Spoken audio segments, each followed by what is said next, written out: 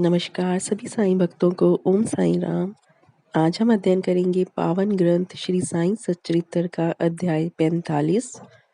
इस अध्याय में जिन विषयों पर प्रकाश डाला गया है वे हैं संदेह निवारण, काका साहेब दीक्षित का संदेह और आनंद राव का स्वपन, बाबा के शयन के लिए लकड़ी का तख्ता।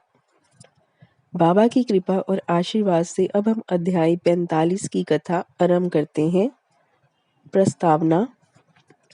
गत 3 अध्यायों में बाबा के निर्वाण का वर्णन किया गया है।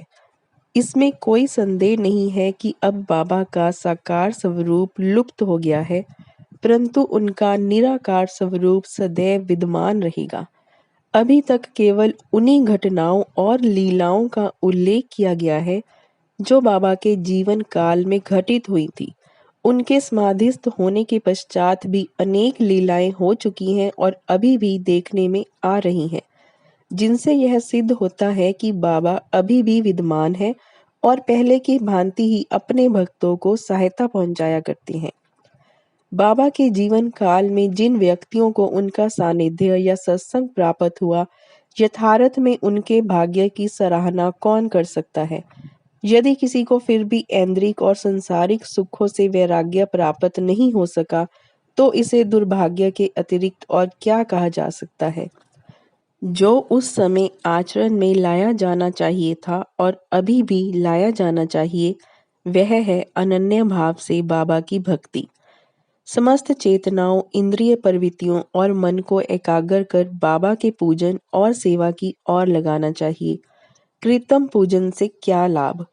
यदि पूजन या ध्यान आदि करने की ही अभिलाषा है तो वह शुद्ध मन और अंतःकरण से होनी चाहिए।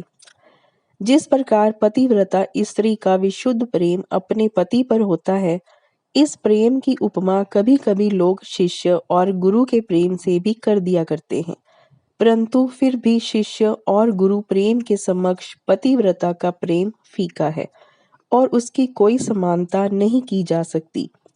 माता, पिता, भाई या अन्य संबंधी जीवन का ध्येय प्राप्त करने में कोई सहायता नहीं पहुंचा सकते।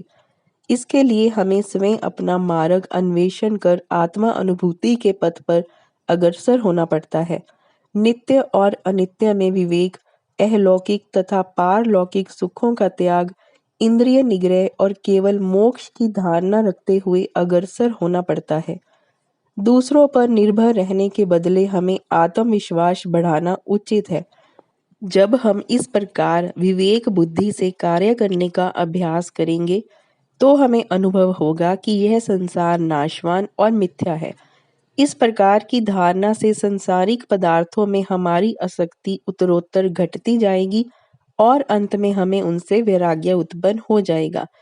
तब कहीं आगे चलकर यह रहस्य प्रकट होगा कि ब्रह्मा हमारे गुरु के अतिरिक्त दूसरा कोई नहीं, वरन यथार्थ में वे ही सद्वस्तु परमात्मा है। और यह रहस्य उद्घाटन होता है कि यह दृश्यमान जगत उनका ही प्रतिबिंब है। अतः इस प्रकार हम सभी प्राणियों में उनके ही रूप का दर्शन कर उनका पूजन करना प्रारंभ कर देते हैं और यही समतप भाव दृश्यमान जगत से विरक्ति प्राप्त कराने वाला मूल मंत्र है। इस प्रकार जब हम ब्रह्मा या गुरु की अनन्य भाव से भक्ति करेंगे, तो हमें उनसे अभिन्नता की प्राप्ति होगी और आत्मा अनुभूति की प्राप्ति सहज हो जाएगी। संक्षेप में यह कि सदैव गुरु का कीर्तन और उनका ध्यान करना ही हमें सर्वभूतों में भगवत दर्शन कराने की योग्यता प्रदान करता है और इसी से परमानंद की प्राप्ति होती है। निम्नलिखित कथा इस तथ्य का प्रमाण है।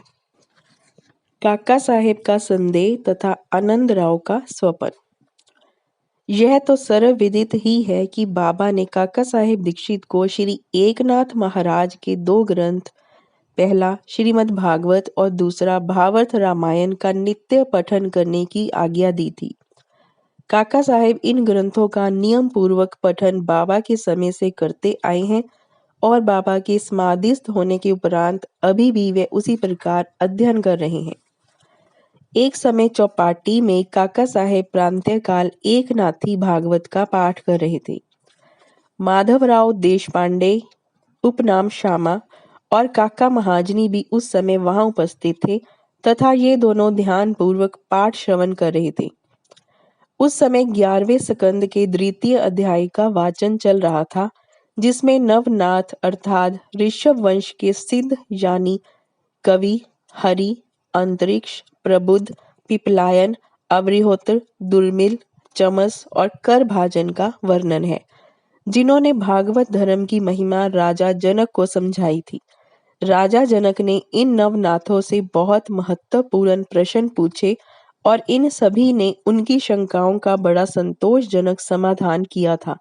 अर्थात कवि ने भागवत धर्म, हरि ने भक्ति की विशेषताएं, अंतरिक्ष ने माया क्या है, प्रबुद्ध ने माया से मुक्त होने की विधि, पिपलायन ने पर ब्रह्मा के स्वरूप, आवृहोत्र ने कर्म के स्वरूप, दुर्मिल ने परमात्मा के अवतार और उसके कार्य, चमस ने नास्तिक की मृत्यु के पश्चात की गति एवं करभाजन ने कली काल में भक्ति की पद्धतियों का यथाविधि वर्णन किया।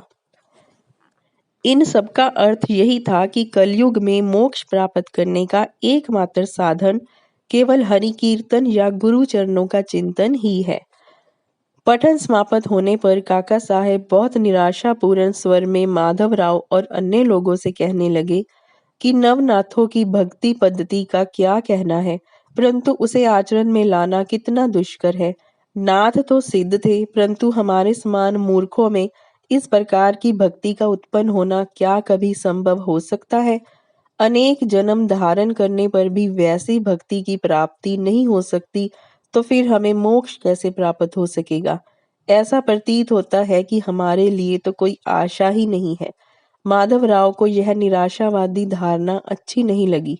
वे कहने लगे कि हमारा अहोभाग्य है, जिसके फलस्वरूप ही हमें साईं सदृश अमूल्य हीरा हाथ लग गया है। तो फिर इस प्रकार निराशा का राग अलापना उचित नहीं है। यदि तुम्हें बाबा पर अटल विश्वास है, तो फिर इस प्रकार चिंतित होने की आवश्यकता ही क्या है? माना कि नवनाथों की भक्ति अपेक्षाकृत अधिक दृढ़ और प्रबल होगी, परंतु क्या हम लोग भी प्रेम और स्नेह पूर्वक भक्ति नहीं कर रहे हैं? क्या बाबा ने अधिकार पूर्ण वाणी में नहीं कहा है कि श्री हरि या गुरु के नाम जाप से मोक्ष की प्राप्ति होती है? तब फिर भय और चिंता का स्थान ही कहाँ रह जाता है। परंतु फिर भी माधवराव के वचनों से काका साहेब का समाधान ना हुआ। वे फिर भी दिन भर व्यग्र और चिंतित ही बने रहे। यह विचार उनके मस्तिष्क में बार बार चक्कर काट रहा था कि किस विधि से नवनाथों के समान भक्ति की प्राप्ति संभव हो सकेगी।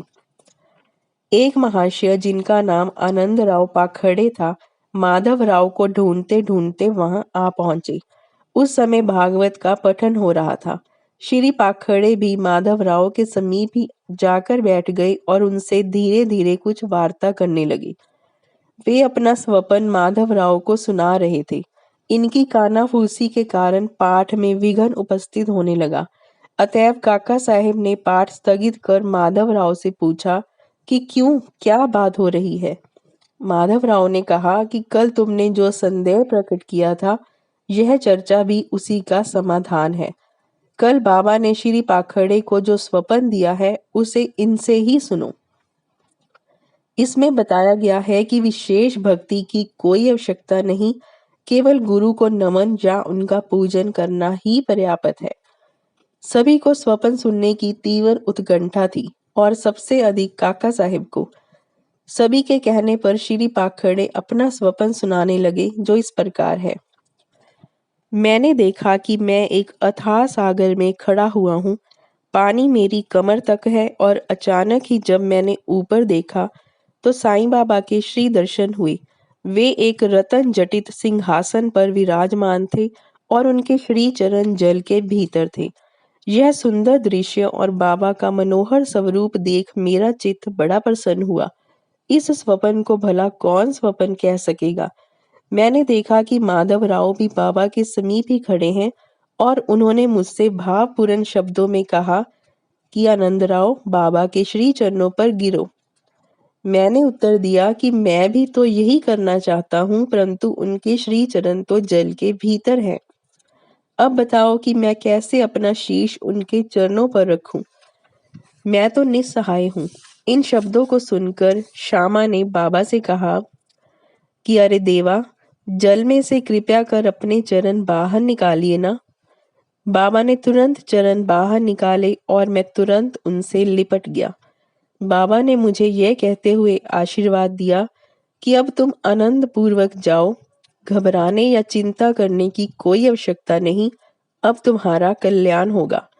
उन्होंने मुझसे यह भी कहा कि एक जरी के किनारों की धोती मेरे श्यामा को दे देना, इससे तुम्हें बहुत लाभ होगा। बाबा की आज्ञा को पूर्ण करने के लिए ही श्री पाखड़े धोती लाए और काका साहिब से प्रार्थना की कि कृपया करके इसे माधवराव को दे दीजिए। परंतु माधवराव ने उसे लेना स्वीकार नहीं किया। उन्होंने कहा कि जब तक बाबा से मुझे कोई आदेश या अनुमति प्राप्त नहीं होती, ऐसा करने में असमर्थ हूँ। कुछ तर्क वितर्क के पश्चात काका ने दैवी आदेश सूचक पर्चियां निकालकर इस बात का निर्णय करने का विचार किया। काका साहब का यह नियम था कि जब उन्हें कोई संदेह हो जाता तो वे एक कागज की 2 पर्चियों पर स्वीकार अस्वीकार लिखकर उसमें से एक पर्ची निकालते और जो कुछ उत्तर प्राप्त होता था उसके अनुसार ही कार्य किया करते थे। इसका भी निपटारा करने के लिए उन्होंने उपयुक्त विधि के अनुसार 2 पर्चियां लिखकर बाबा के चित्र के समक्ष रखकर एक अबोध बालक को उसमें से एक पर्ची उठाने को कहा। बालक द्वारा उठाई गई पर्ची जब खोलकर देखी गई तो वह स्वीकार सूचक पर्ची ही निकली और तब माधवराव को धोती स्वीकार करनी पड़ी। इस प्रकार आनंदराव और माधवराव संतुष्ट हो गए और काका साहब का भी संदेह दूर हो गया। इससे हमें यह शिक्षा मिलती है कि हमें अन्य संतों के वचनों का उचित आदर करना चाहिए, परंतु साथ ही साथ यह भी परम आवश्यक है कि हमें अपनी माँ अर्थात गुरु पर पूर्ण विश्वास रख उनके आदेशों का अंगरक्षक पालन करना चाहिए, क्योंकि अन्य लोगों की अपेक्षा हमारे कल्याण की उन्हें अधिक चिंता है। बाबा के निम्नलिखित वचनों को हृदय पटल पर अंकित कर लो। इस विश्व में असंख्य संत हैं, परंतु अपना पिता गुरु ही सच्चा पिता यानी सच्चा गुरु है। दूसरे चाहे कितने ही मधुर वचन क्यों न कहते हों, परंतु अपना गुरु उपदेश कभी नहीं भूलना चाहिए। संक्षेप में सार यही है कि शुद्ध हृदय से अपने गुरु से प्रेम कर उनकी शरण जाओ और उन्हें श्रद्धा पूर्वक साष्टांग नमस्कार करो। तभी तुम देखोगे कि तुम्हारे सम्मुख भवसागर का अस्तित्व वैसा ही है जैसा सूर्य के समक्ष अंधेरे का। बाबा के शयन के लिए लकड़ी का तख्ता। बाबा अपने जीवन के पूर्वार्ध में एक लकड़ी के तख्ते पर शयन किया करते थे।